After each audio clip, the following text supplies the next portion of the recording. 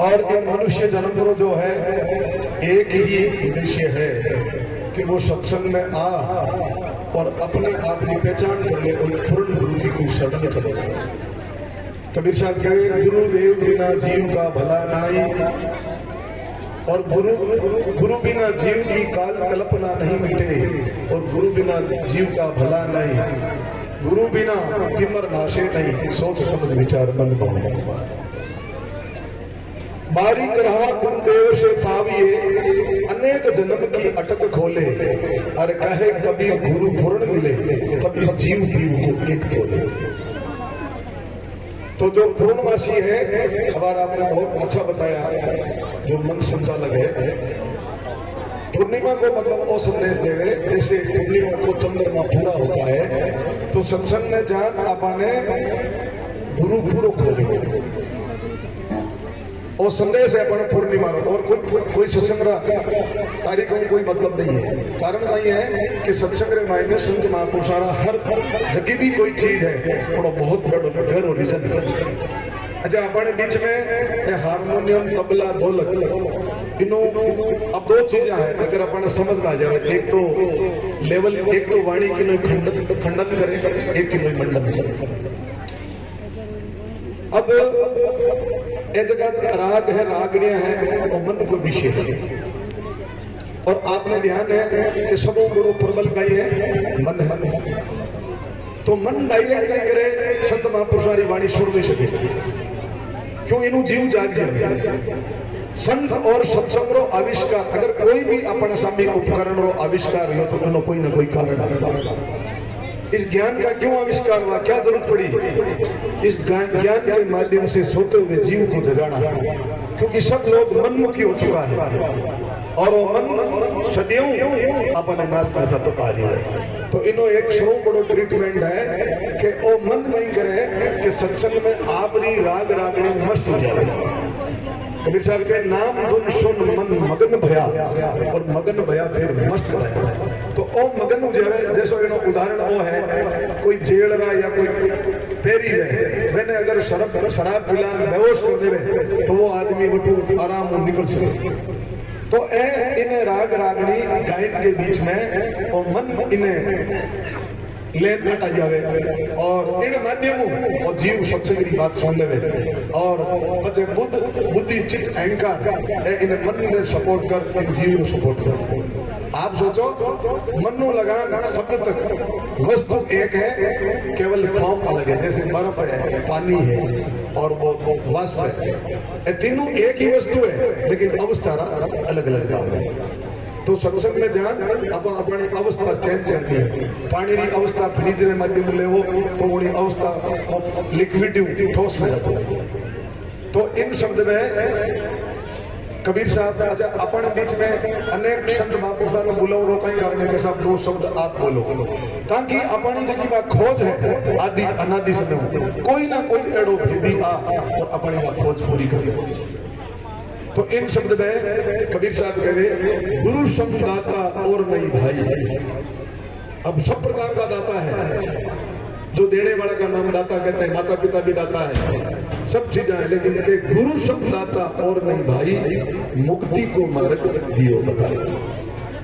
अब कई प्रकार का जीवन तुलना करी, क्योंकि अपन जब तक कोई एक दो एग्जाम्पल नहीं मिले, उदाहरण नहीं मिले, जब तक आप उन चीज को समझ में नहीं आती। तो पहला उदाहरण नहीं देवे कि गुरु बिना मिटे अपना नहीं आपा।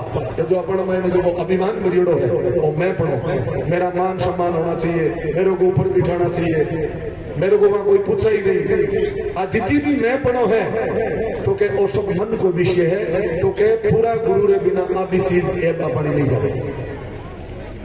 पूरा गुरु रे शरण में जाओ तो पूरा गुरु कोई सीख पूछ नहीं है। अगला पद में आप बताओ कि मेरा कई लक्षण है। तो वो जो आपो है आपरो, वो आपो इन वास्ते नहीं जावे कि अभी अपने को कोई पूर्ण गुरु नहीं मिला। कोशिश है हमारी, इलाज चल रहा है, लेकिन बीमारी अभी मिटी नहीं है। या तो कोई दवाई में कमी है, या फिर कोई परहेज में है, या फिर डॉक्टर जानकार नहीं है, कहीं ना कहीं जरूर रगड़ा है।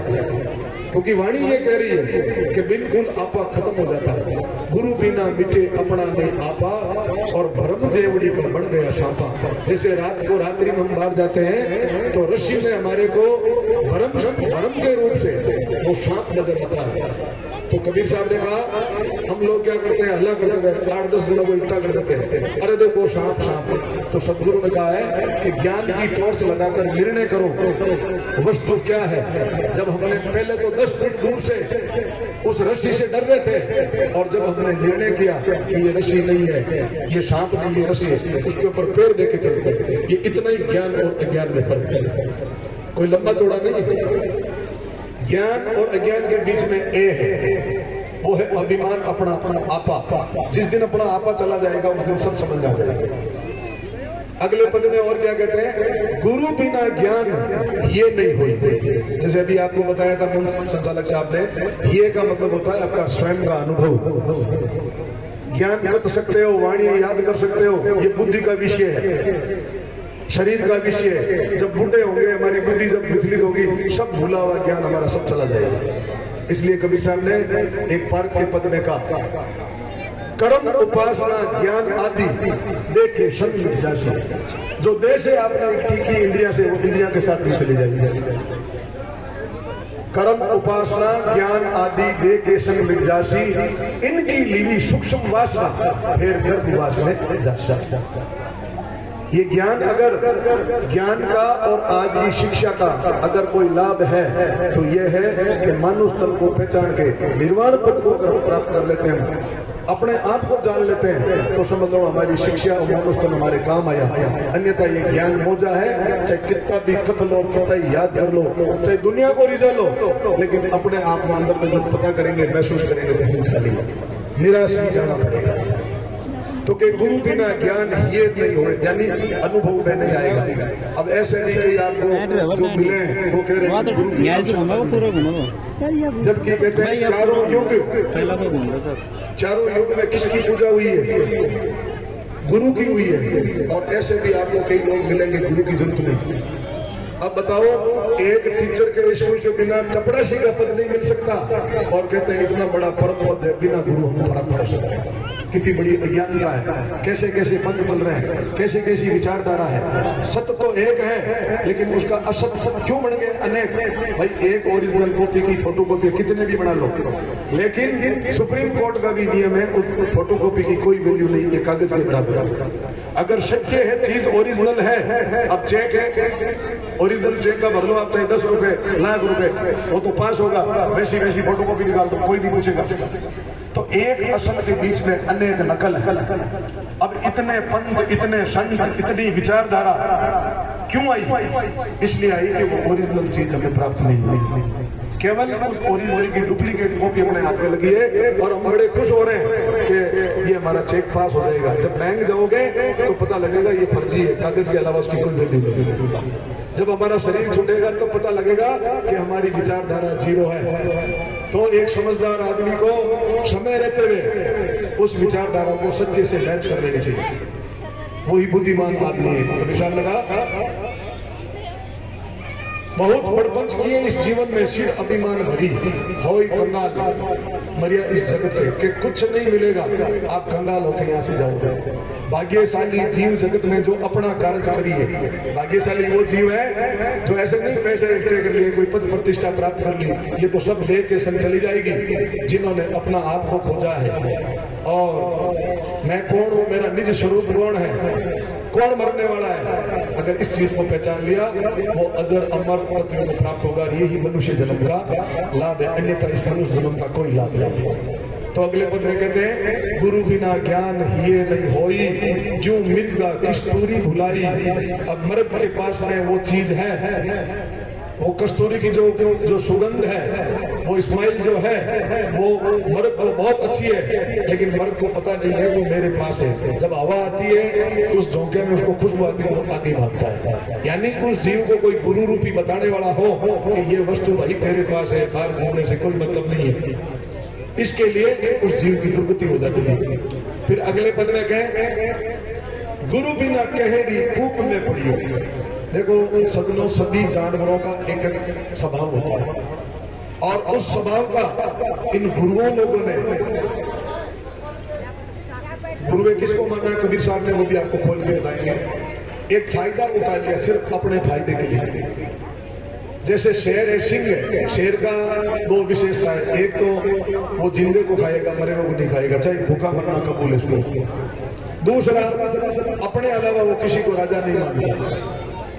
इससे संत से क्या मैच करते हैं कि संत अपने आप में एक शेर है और संत कभी सिद्धांतों में समझौता नहीं करता है। जैसे एक जानवर शेर नहीं करता तो गुरु भी ना कहरी नाम है शेर को।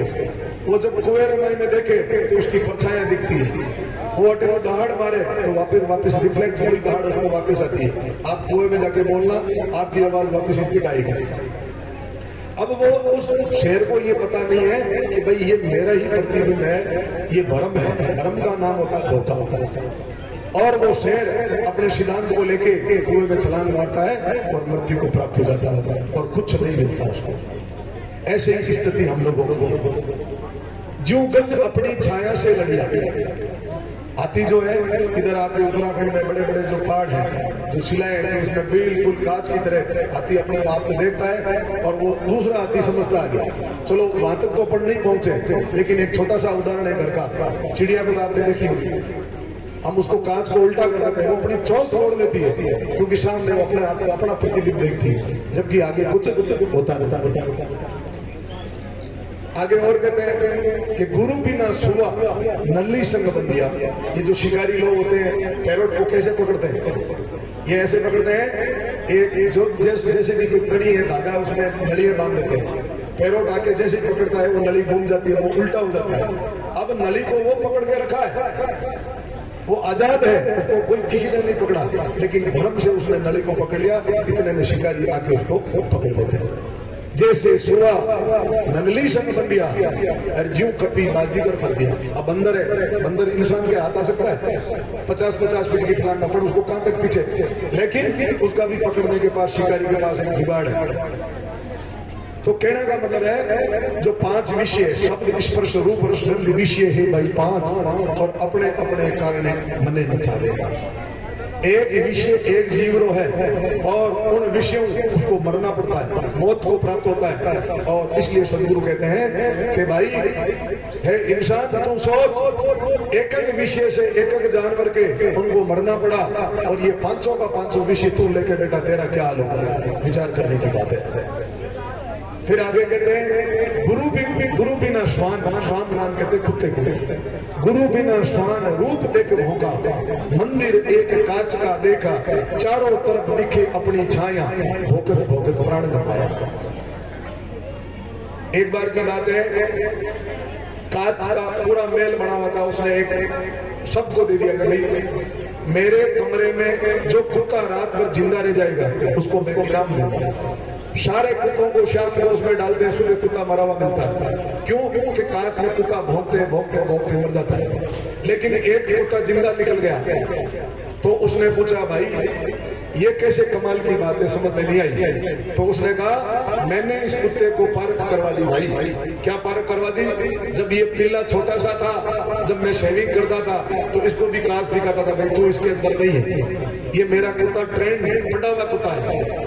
तो इससे ये दृष्टांत से सिद्धांत ये मिलता है कि संत गुरु अपने को तैयार कर देते हैं कि भाई इस धोखे में मत पड़ना, शिकारी के चक्कर में नहीं आना।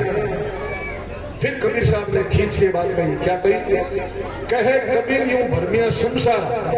अब कबीर साहब ने अपना नंबर लिया कि जैसे ये एक एक जीव भरमे हुए हैं, वैसे ये पूरा संसार भरमित है, और बिन सदगुरु कैसे वे भू पारा।